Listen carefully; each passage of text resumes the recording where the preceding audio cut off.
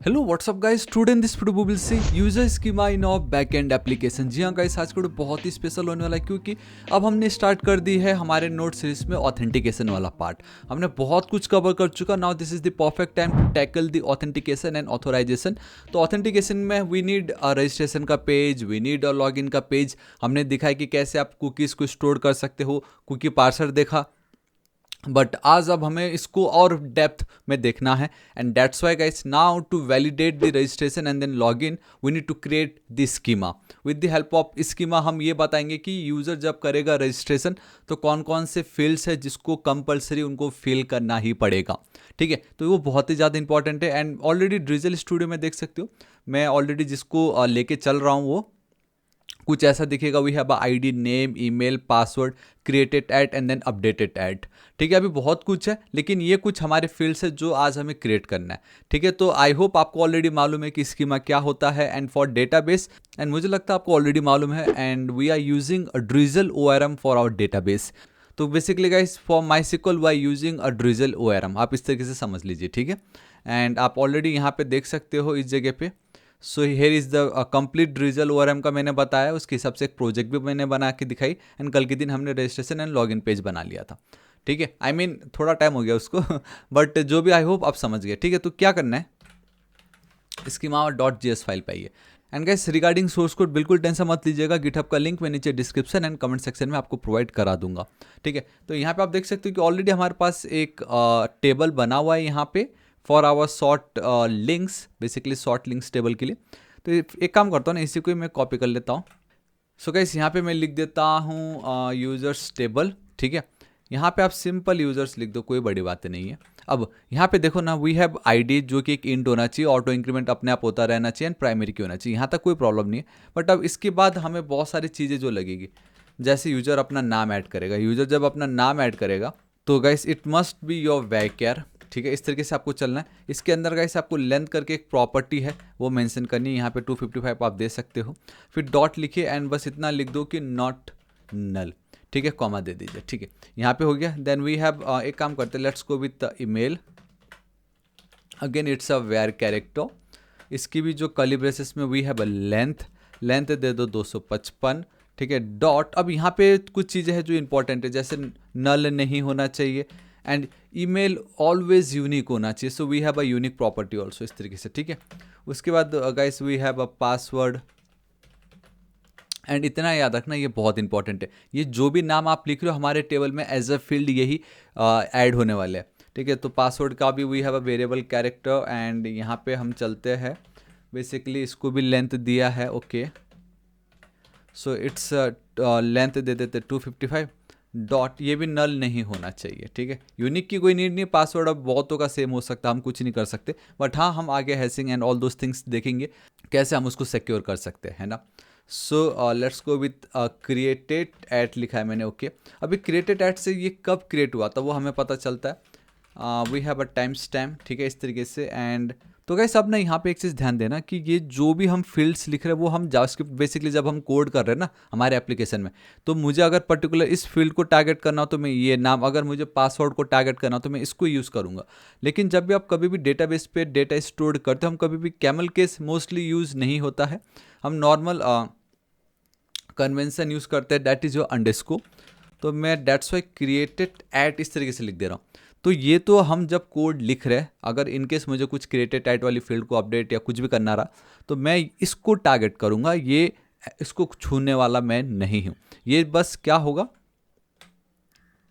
आप देख सकते हो कुछ इस तरीके से ये कैसे आपका स्टोर हो जाएगा। तो जो आप यहाँ पे लिख रहे हो ये है जो डेटाबेस में स्टोर होगा, बाकी जगह पे मैंने कुछ दिया नहीं तो वो इसी को ही मान लेगा फील्ड का नाम। एंड देन वी हैव और डिफ़ॉल्ट नाउ करके भी है, मतलब समझ रहे हो, ये एक ऐसा है कि उस समय जो करंट जो टाइम है वो आपको मिल जाएगा। And obviously I think it's a not null. And guys मेरे पास एक और कोड है, मैं बस लिखना नहीं चाहा, मैंने तो बस कॉपी पेस्ट कर दिया।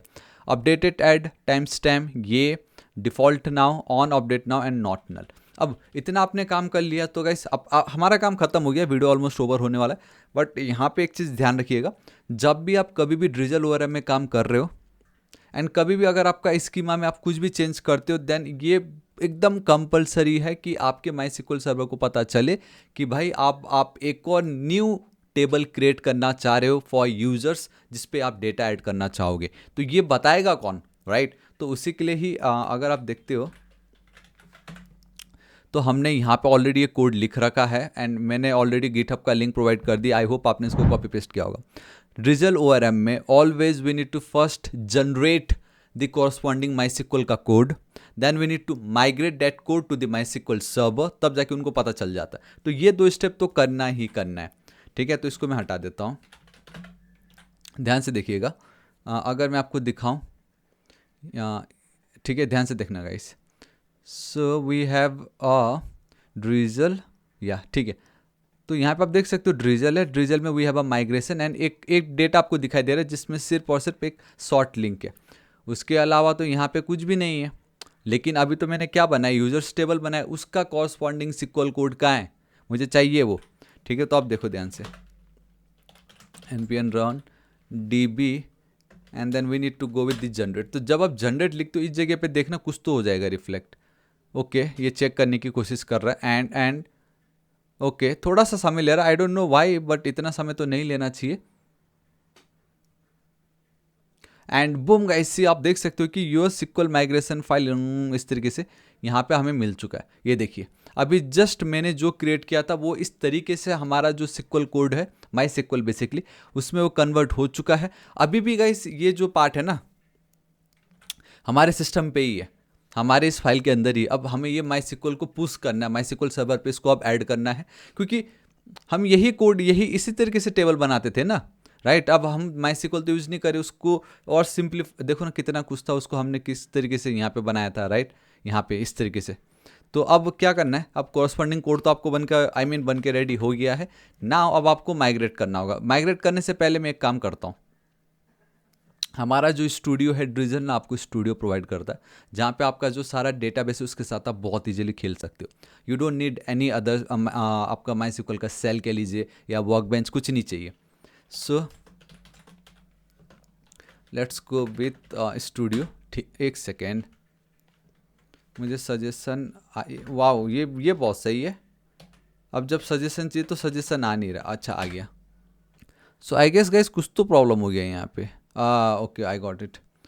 प्रॉब्लम ये हुआ कि मेरा ये जो स्टूडियो है ना, बाय डिफ़ॉल्ट तो मेरे दूसरे प्रोजेक्ट पे चल रहा, तभी तो मैं आपको दिखा पा रहा था, भूल गए क्या? तो एक्चुअल में होता ये कि एट अ टाइम एक ही आपके सिस्टम में एक ही बार चलेगा, ठीक है? अब मेरे में चल गया, आपको इश्यू नहीं। अब मैं अगर यहाँ पे आता हूँ, अब इसको अगर मैं रिफ्रेश करूँगा ना, ध्यान से देखना, हमारे इसमें अभी तक सिर्फ और सिर्फ शॉर्ट लिंक करके एक ही क्या है, टेबल है हमारे पास, और उसमें एक ही वैल्यू है। अगर यकीन नहीं होता तो यहाँ पे होम पे आइए। अरे यार, अब ये इसको वापस मैंने बंद करके रखा हुआ है, यहाँ मैंने बंद कर ख़त्म वो करके रखा हुआ है, देखो ना, चल रन ही नहीं किया ना। बट अब देखना क्या होगा।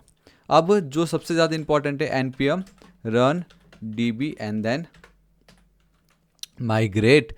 तो जो मेरे सिस्टम में कॉरस्पॉन्डिंग MySQL का कोड आपको दिखाई दिया, अब द मोमेंट मैं करता हूँ माइग्रेट, एंड जादू देखोगे गाइस, मैं यहाँ चलूँगा, अब इसको मैं एक बार करता हूँ refresh, and boom guys, see ये देख लीजिए, we have a users table, and users का टेबल का ये जो कुछ भी name, email, password, created at and then updated at, ये सब कुछ मेरा यहाँ बन के रेडी हो गया।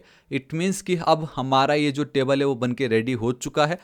सो गाइस, अब हम कल की वीडियो में ये देखेंगे कि जब भी यूज़र फर्स्ट टाइम रजिस्ट्रेशन करेगा उसका सारा का सारा डेटा हम हमारे डेटाबेस में कैसे स्टोर कर सकते हैं, तो वो अब हम देखेंगे कल की वीडियो में। सो आई होप गाइस आपको बहुत ही ज़्यादा मजा आएगा आज की वीडियो में। आज की वीडियो बहुत ज़्यादा सिंपल था, बट एक चीज़ ज़रूर था कि जब भी स्कीमा में कुछ चेंज होता है देन कैसे आपको उसको टैकल करना है, जनरेट एंड देन माइग्रेट करके कैसे यहाँ पे दिखाना है, ये इंपॉर्टेंट था। बट बाकी सब तो सिंपल ही है। लिंक मैं नीचे डिस्क्रिप्शन एंड कमेंट सेक्शन में आपको प्रोवाइड करा दूंगा। तो गाइस, वीडियो पसंद आए तो लाइक, दोस्तों के साथ भर भर के शेयर। सो गाइस, अभी तक अगर आपने हमारे ऑसम चैनल थापा टेक्निकल को सब्सक्राइब नहीं किया तो प्लीज कीजिए, क्योंकि आगे बहुत ही ऑसम वीडियोस आने वाले। तो गाइस, मिलता हूँ कल की वीडियो में। Till then guys, thank you so much, take care.